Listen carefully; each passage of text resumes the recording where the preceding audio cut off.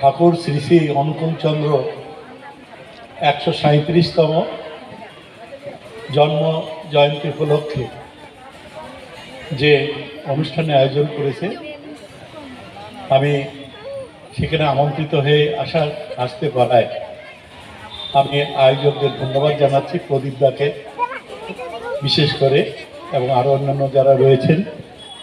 তো আমি একটাই কথা বলতে চাই যে ঠাকুর অনুকূলচন্দ্র তিনি যে তার যত শিষ্য রয়েছে, শিষ্যত্ব গ্রহণ করেছে শুধু এই রাজ্য নয়, সারা ভারতবর্ষে শুধু নয়, সারা বিশ্বের প্রত্যেকটা দেশেই তার শিষ্যত্ব গ্রহণ করেছে। যুগে যুগে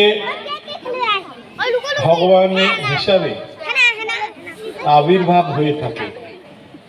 কখনো শ্রী রামচন্দ্র রূপে আবির্ভাব হয়েছে, কখনো শ্রীকৃষ্ণ হিসাবে ভগবানের আবির্ভাব ঘটেছে, কখনো জগন্নাথ ঠাকুর হিসাবে আবির্ভাব হয়েছে, আবার ঠাকুর অনুকূলচন্দ্র হিসেবেও তার একটা আবির্ভাব হয়েছে। তাই তো সারা বিশ্ব জুড়ে তার শিষ্যত্ব গ্রহণ করে মানুষ ধর্ম অর্জন করতে চাইছে, পূর্ণ অর্জন করতে চাইছে। তার নাম জপ করে মানুষ পূর্ণ অর্জন করে আবার ওই ধরাধামে কোনো মায়ের কোলে ফিরে আসতে চাইছে।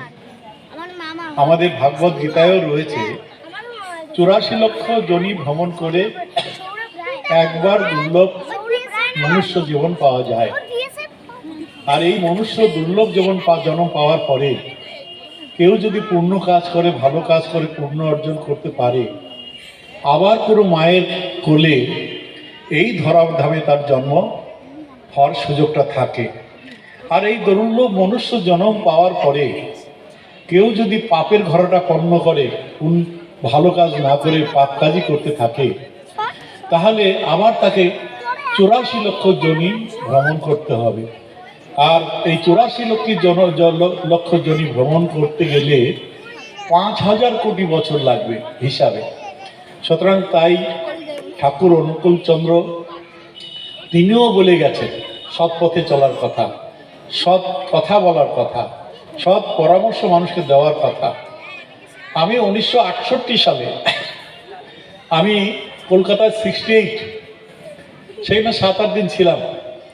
আমি এক কাকুর সাথে কলকাতায় গেছি, ওখানে থেকেছি, ওখানে প্রসাদ নিয়েছি, ঘুরে বেরিয়েছি, আবার রাত্রেবেলা থেকেছি।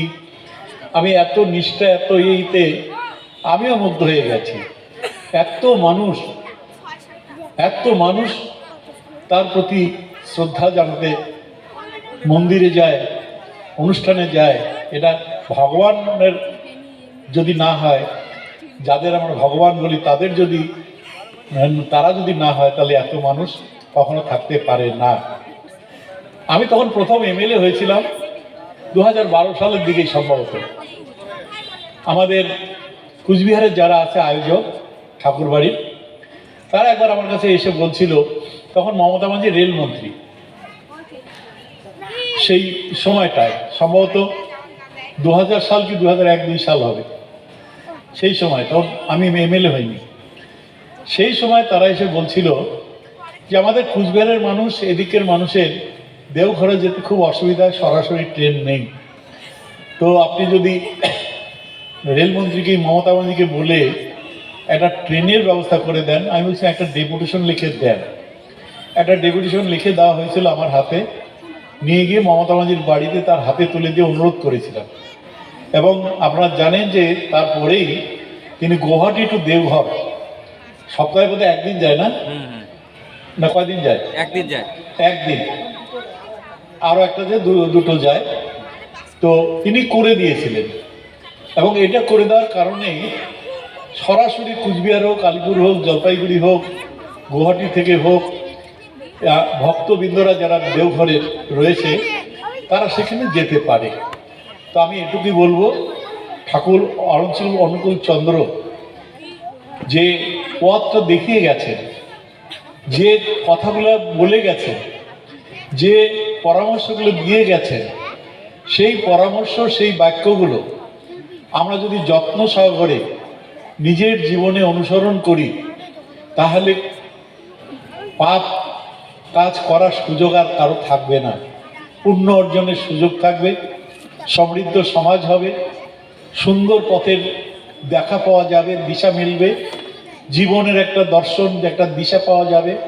সুতরাং আমি সবাইকে বলবো যে ঠাকুরের প্রতি শ্রদ্ধা রেখে আগামী দিনে সংখ্যাটা বাড়াতে হবে, আরও বাড়াতে হবে। প্রদীপদার মতো লোকরা যারা এই প্রায় অনেক বছর ধরে এই সম্মেলনের সাথে যুক্ত, এত সুন্দর একটা অনুষ্ঠানের আয়োজনও করেছেন সাহেবের হাটে, তাকেও ধন্যবাদ জানাই, এবং যারা তার সাথে রয়েছে তাদের সবাইকে ধন্যবাদ জানিয়ে আপনারা ভালো থাকবেন, সুস্থ থাকবেন।